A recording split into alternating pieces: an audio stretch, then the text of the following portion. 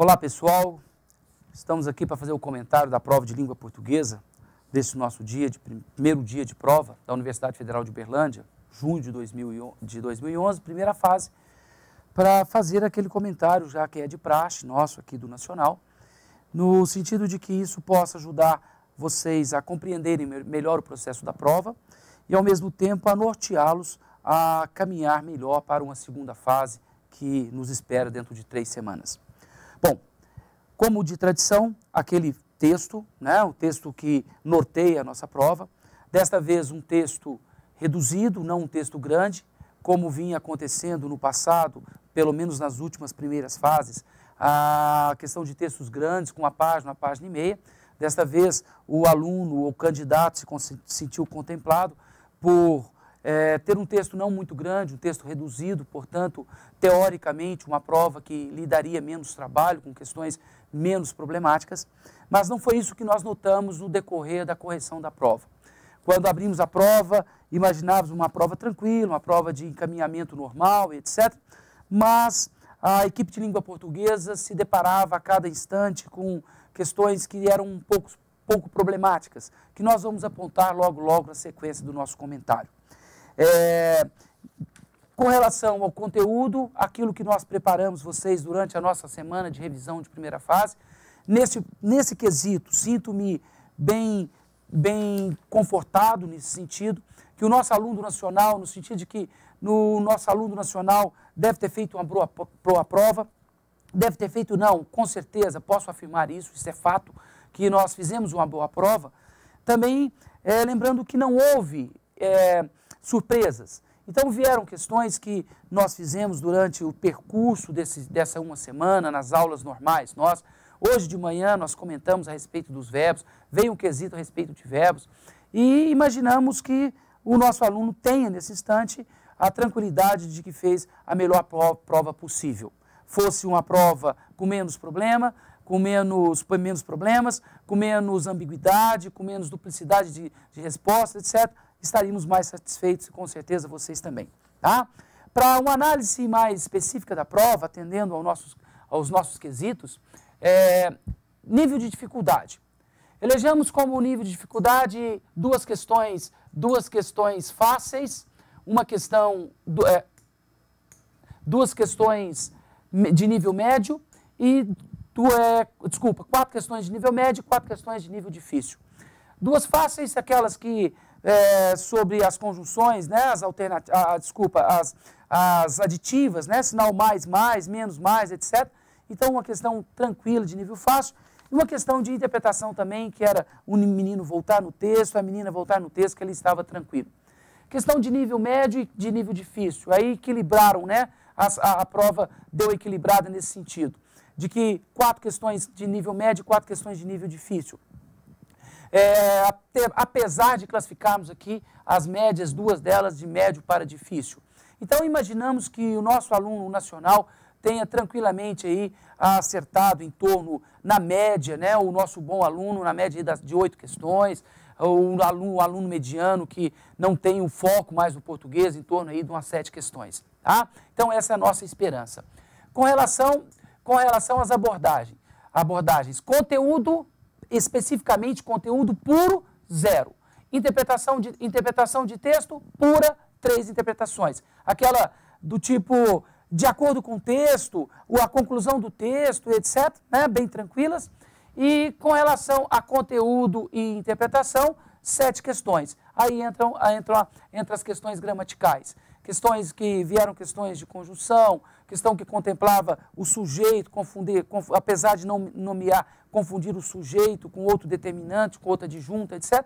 Então, nós tivemos aí, permeando a prova, 7 questões que precisavam do texto e precisavam da parte gramatical. Interdisciplinaridade, como é de praxe, nós não temos isso na UFO. Não temos a questão de interdisciplinar, uma disciplina conversando com a outra. Então, as 10 questões são de não interdisciplinaridade. Com relação aos problemas da prova, tá? Aí vem a questão tradicional da UFO. Subvalorização do conteúdo programático. A Nós entramos no programa, qualquer candidato, qualquer internauta aí pode entrar, né, no conteúdo programático da UF, na página da UF referente a esse concurso, e ver que tem um conteúdo enorme, tem um conteúdo que contempla toda a gramática, apesar de que a gente sabe qual é o encaminhamento da UF, tem a experiência de tantos anos aí mexendo com essa prova, passamos por quase todas as transformações dessa prova, mas assim mesmo nós ainda sentimos na obrigação ética, moral para com os nossos alunos, de ter que protegê-los, de ter que blindá-los numa parte gramatical mais específica, etc., coisa que não foi cobrada. Então, quer dizer, uma subvalorização, parece que eles querem saber só sentido das coisas, estrutura de língua não se cobra, mas não estrutura quem está aqui falando, não é questão gramatical, meus alunos sabem disso, não é que o Ademar, a equipe de língua portuguesa, de modo geral, seja uma equipe gramatiqueira, não, mas nós lutamos por uma gramática, por um conteúdo de estruturação de língua, que o candidato saiba quando estrutura melhor, o que é o paciente, o que é o agente da ação, etc., o que é necessário para a vida nossa no que tange a lidar com a norma culta. Então, subvalorização do programa, apesar de estar escrito no programa. Enunciados problemáticos e enunciados questões ambíguas. Ali são duas coisas problemáticas, né? Os enunciados que a gente às vezes fica por entender, assim no sentido de que isso pode ser uma coisa, isso pode ser outra. E também relacionado às possibilidades de respostas, a ambiguidade, né? Bom, assim, uma questão bastante específica. Vamos pegar lá a questão dos sinônimos. Ali nós tínhamos três nas questões de sinônimos, pessoal, que poderiam ser resposta.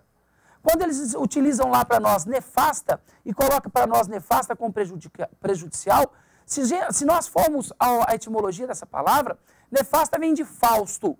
Fausto quer dizer sorte, que é nefasta é não Fausto. Não Fausto quer dizer que não traz sorte, é agourento, né? Aquilo que não podia fazer num dia de luto, num dia de velório, que trazia para a gente as coisas ruins.